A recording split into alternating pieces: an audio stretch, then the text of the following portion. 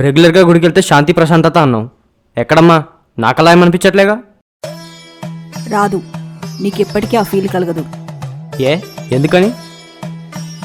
గుడికి వెళ్తున్నావు కానీ ఏం లాభం? ఉన్నా కాసేపు మొబైల్లో మునిగిపోతున్నావు.